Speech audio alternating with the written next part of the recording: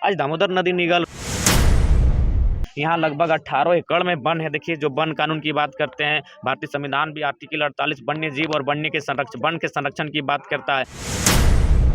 तो एक कंपनी अभी मैंने टेंडर में जो इसको दिया गया है, एक निजी व्यक्ति के मैंने स्वार्थ पूर्ति के लिए इतना लोग संकट। अभी देखिए, हमारे पास मयूर का पंख था, जो हमारा नेशनल बर्ड है।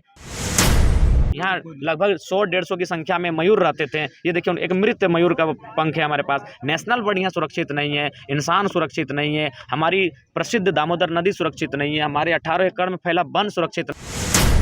देखिए, आंदोलन का प्रारूप है कि आप फिलहाल जिस ऊंचाई पर खड़े हैं, लगभग जमीन तल से लगभग 250-300 फीट की ऊंचाई पे आप खड़े हैं।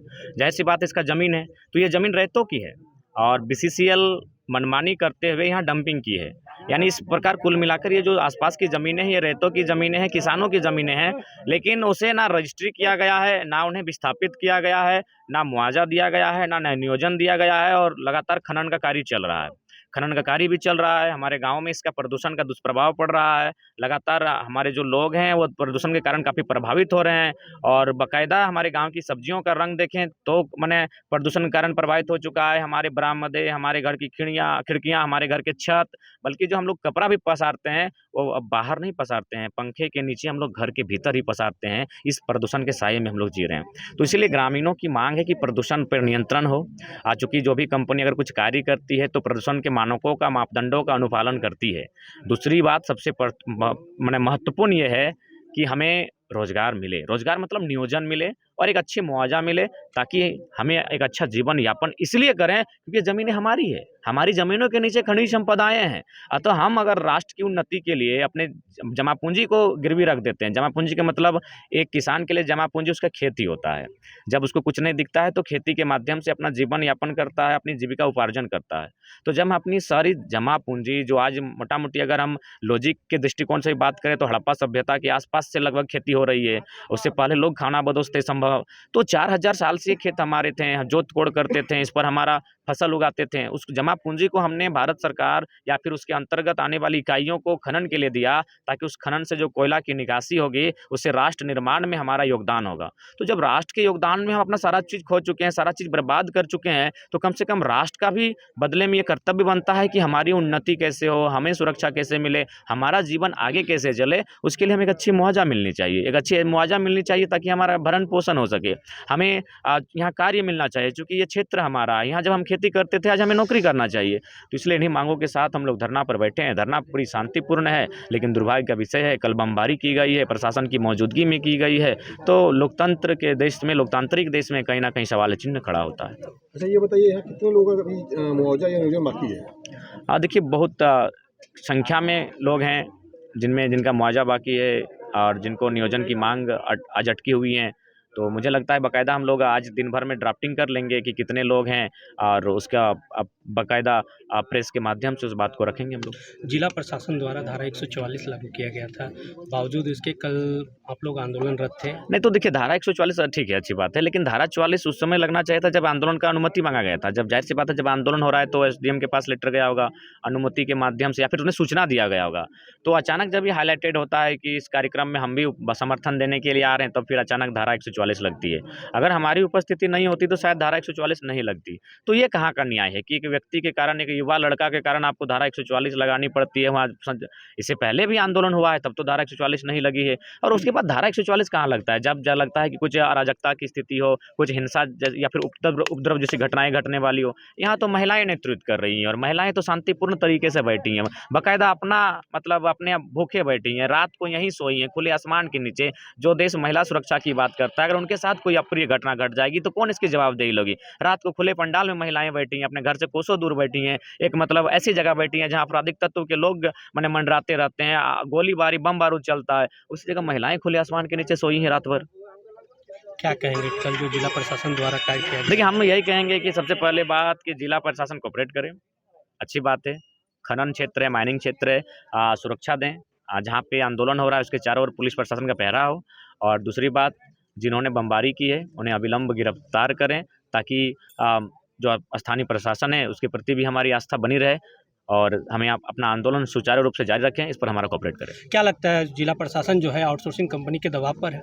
संभावना है, पूरी संभावना है। आउटसोर्सिंग कंपनी का मतलब दिल्ली तक चंदा, तो फिर स्थानीय थाना प्रभारी तो कोई उनका सामने स्टैंड ही नहीं बनता है। क्योंकि कल पुलिस मौजूद थी जिस समय बमबारी हुई है और ग्रामीणों के ऊपर बमबारी की गई है, कोई भी अप्रिय बड़ी घटना घट सकती थी। बिल्कुल घट सकती थी, घट आगे भविष्य में घटेगी भी संभावना। तो इसलिए प्रशासन को अलर्ट रहना चाहिए और प्रशासन को अपनी ड्यूटी का निर्वहन पूरी निष्ठापूर्वक करना चाहिए, ताकि लोगों की आस्था पुलिस पर बनी रहे, पुलिस पब्लिक के बीच एक अच्छा संबंध बना रहे। इसके लिए हम चाहेंगे कि स्थानीय थाना प्रभारी इस आंदोलन को संरक्षण प्रदान करें और साथ ही साथ जो लोग बमबारी कर रहे हैं उन पर शिकंजा कसे। तो बंधुओं का कहना है जैसे कि जो भी आंदोलन मतलब का है, जो भी मांग है, उसके लिए बैठ करके वार्ता किया जाता है, तो इस पर क्या कहना है? देखिए, सबसे पहली बात दादा, आप भी जानते हैं ये भारत एक ऐसा देश है जहां जनता को अगर अपनी बात को रखना पड़ता है तो धरना, भूख हड़ताल, हड़तालें करनी पड़ती है। अगर बात से बनती तो मुझे लगता है चलिए ठीक है, अगर भौरा में आंदोलन होता तो आप बोलते कि चलिए भौरा के लोग मनमानी कर रहे हैं या फिर वार्ता नहीं करना चाहते हैं, ये जानबूझ के ऐसा कर रहे हैं। सिंदरी में कचरा प्लांट की स्थापना होने वाली है, पटिया में भी कोयला को लेकर मैटर विवाद बढ़ा है। आप बोकारो में चले जाइए तो BSL में अप्रेंटिस के लोग धरना पर बैठे हैं, पूरे झारखंड के लोग तो धरना पर बैठे हैं। सहियागंज धरना पर बैठी है, स्वयं सेवक धरना पर बैठे हैं, सभी लोग यानी इसका मतलब स्पष्ट है कि आम व्यक्ति को अपनी आवाज़ ऊपर तक पहुंचाने के लिए धरना, हड़ताल, भूख हड़ताल, अनशन, इनका सहारा लेना पड़ता है। और ये गांधी का देश है, गांधी ने इनको अनशन सिखाया है, गांधी ने इनको माने मार्च सिखाया है, गांधी ने इनको ये सब चीज़ सिखा के गए। अगर ये गांधी का देश है तो गांधी के देश में तो आंदोलन होगा, गांधी के देश में तो धरना होगी, गांधी के देश में तो सभा होगी। और दूसरी बात, हमारे पास DC जी का लेटर है, जब उस समय माननीय सिंह जी थे उपायुक्त, हमारे नाम उनका पूरा भूल रहे हैं, नहीं DC का नाम जिनके उमाशंकर सिंह, बाकायदा उन्होंने भी इस बात को प्रबंधन को लेटर लिखा है कि जो भी उनका माने पैसा है, मुआवजा है, उसको क्लियर करें। बाकायदा उपायुक्त, आप बताइए उपायुक्त से ऊपर जिला में तो कोई नहीं होता है।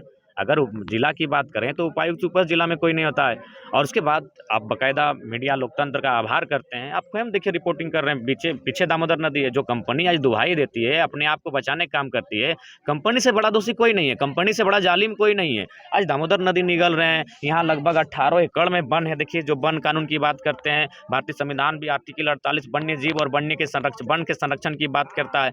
तो एक कंपनी अभी मैंने टेंडर में जो इसको दिया गया है, एक निजी व्यक्ति के माने स्वार्थ पूर्ति के लिए इतना लोग संकट। अभी देखिए, हमारे पास मयूर का पंख था, जो हमारा नेशनल बर्ड है, यहाँ लगभग 100-150 की संख्या में मयूर रहते थे। ये देखिए, एक मृत मयूर का पंख है हमारे पास। नेशनल बर्ड यहाँ सुरक्षित नहीं है, इंसान सुरक्षित नहीं है, हमारी प्रसिद्ध दामोदर नदी सुरक्षित नहीं है, हमारे 18 एकड़ में फैला वन सुरक्षित नहीं है। तो ऐसी कंपनी को चलाने का कोई राइट नहीं बनता है एक व्यक्ति के निजी फायदे के लिए। मुझे लगता है भारत देश अगर विश्वगुरु की बात करता है तो उन्हें चेरनोबिल हादसा से प्रेरणा लेना चाहिए। चेरनोबिल हादसा आपको याद होगा, वहाँ यूरेनियम का कार्य होता है, लेकिन जब वहाँ ब्लास्टिंग होती है तो कुछ लोगों की मृत्यु होती है। फिर उन्होंने कहा कि हमारे लिए मनुष्य से बढ़कर कुछ नहीं होता है, मनुष्य है तो देश है, मनुष्य का मतलब ही देश होता है, जीव जंतु हैं तो देश है, पेड़ पौधे हैं तो देश है, इनको मैंने नष्ट करके हम किसी प्रकार का विकास नहीं करेंगे। और बाकायदा वहाँ यूरेनियम के खनन को रोक दिया जाता है। दुनिया में बहुत सारे, जर्मनी में से बहुत सारा उदाहरण है जहाँ जिस प्रकार हमारे यहाँ कोयला से मतलब उद्योग चलता है, कोयला से हमारा पावर प्लांट होता है, बाकायदा उन देशों ने उन पर पाबंद लगा दिया है कि इंसान को, पर्यावरण को छेड़ के हम किसी प्रकार का विकास नहीं करेंगे। तो इसलिए जो लोग बयान दे रहे हैं कंपनी की तरफ से, वे लोग दोषी हैं, वे लोग कटघरे में हैं, वे लोग लोकतंत्र का गला घोट रहे हैं, जो दामोदर नदी को निगलने के लिए तैयार हैं। हम लोग जमीन से 300 फीट के ऊपर बैठे हैं और ये 300 फीट का ऊपर का मतलब है ये मलबा है, ये कचरा है, और ये कोयला के बाद जो कचरा बचता है वो है। और अभी कहाँ डंप किया गया है? किसी रैयत की जमीन पर डंप किया गया है। झारखंड में झारखंडी सरकार है, बावजूद इसके आज झारखंड के जो युवा हैं वो आंदोलनरत हो रहे हैं, हर दिन आंदोलन देखने को मिल रहा है, क्या कहेंगे इसको लेकर? देखिए, इसके लिए मैं वही कहूँगा कि उदासीनता, जो भी झारखंड की सरकार रहे चाहे केंद्र की सरकार रहे, एक सरकार की जो सबसे पहली प्राथमिकता होती है कि उसका विजन होना चाहिए, उसको दूर तक दिखना चाहिए कि अगर आज हम एक्शन लेंगे तो दूर तक क्या होगा। इनका विजन क्या है कि इनकी पत्नी कैसे खुश रहे, उनको साड़ी कैसे मिले, पत्नी की एक बहन है उनके साथ भी उनका तो हंसी मजाक होता है, साली साहिबा, उनको कैसे हार मिले, उस पर फोकस है। अब साला भी मुंह फुलाएगा, साली से बात करते हुए साला देखेगा तो जाहिर सी बात है जीजा पर उंगली करेगा। तो साला कैसे खुश रहे, उसी लोग एक कोयला खदान दिया जाता है, तो साला का 2 फ्रेंड है उसको खुश करना है। तो इसी में केंद्र की सरकार भी उलझी है, राज्य की सरकार उलझी है, और बाकायदा यहाँ कंपनी जो आप नाम जिनका बयान आप कुंभनाथ सिंह बोल रहे थे और लाल बाबू सिंह, उनका भी संबंध वही राजनाथ सिंह से है। तो ये मंत्रीगण हैं, ये मंत्री केंद्रीय मंत्री रहे चाहे राज्य मंत्री रहे, अपने रिश्तेदारों को खुश कर रहे हैं। अरे भाई याद रखो हमारे साथियों, मेरे केंद्रीय मंत्रियों, मेरे राज्य मंत्रियों, मौत सबको आएगी। गरीब को इस प्रकार खून के आंसू ना रुलाओ। ये खून के आंसू एक दिन सैलाब बन जाएंगे, और जिस दिन सैलाब बन जाएंगे, याद रखिएगा इस दुनिया में सिकंदर को खाली लौटना पड़ा है। चरण ये बताइए, पेड़ पौधा भी नुकसान पहुंचाया जा रहा है वो भी से। हाँ बिल्कुल, सामने है तो 18 एकड़ का जमीन, बड़ा सुंदर जंगल दिखे ना, बकायदा उठा के दिखाई ना कैमरा को। 18 एकड़ में वन है, सुंदर सुंदर हरे हरे पेड़ है। दामोदर नदी मात्र एक फुटबॉल यहाँ से मारेंगे तो फुटबॉल पार कर देंगे वहाँ। दामोदर नदी इतना करीब आ चुका है।